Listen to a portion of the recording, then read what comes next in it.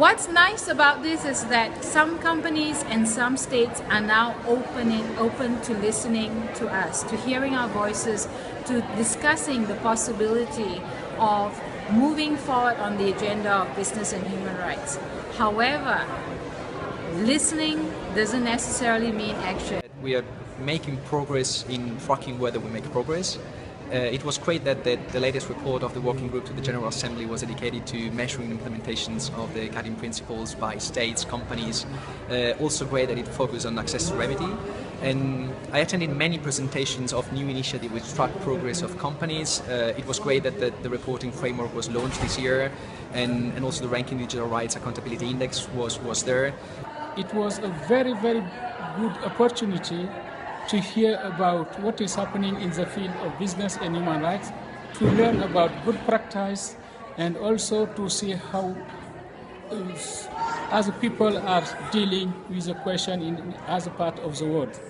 What I would like to mention also is that regarding the relation between companies and communities, it has been underlined that it is very important at any stage of the operation of companies to take into consideration the interests and the right of local communities.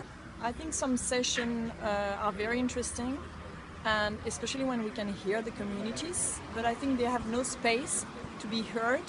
Like there is no political receiving of what they're saying. So everybody is saying that we should have more of the impacted community here so that they would be heard.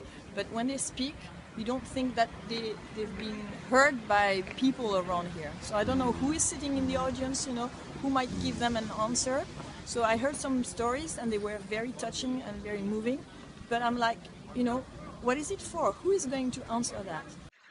I believe one of the takeaways for me is the progress that we have recorded on the UNGP implementation since 2012. Because last year I had a different impression about where we are going to and where we are presently. But this year, after my discussion and interaction with other players, I realized that some level of progress has been achieved. First of all, it is my second time at the UN Forum on Business and Human Rights. Last year was my first time. It was quite an experience. The first time I was part of a panel session, and there was a sometimes hostile atmosphere. And I must say that has changed considerably. I find the atmosphere much more constructive. So that's already a key takeout for me. It means that the dialogue seems to have its impact. There's more trust between the different players, NGOs, business and governments. And I think we need to further develop that. Discuss issues on the sidelines because the meetings are very restrictive in a sense of time constraints. But the networking provides excellent opportunities for us to make our points and to get into projects. The forward-thinking nature of the kind of work we're doing, it's too early to measure progress 5 years into the forum process, and it's also too early to declare the failures or successes of MAPS. We need to give time to be able to measure this into the future.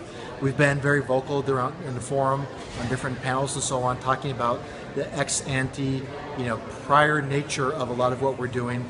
We need to establish baselines, and then every year we come back, not just speak generally about the same topics as the year before, but actually hold our own selves accountable to what we said previously and really check back and see, are we actually building and moving in the right direction, or are we just saying more of the same in a different way?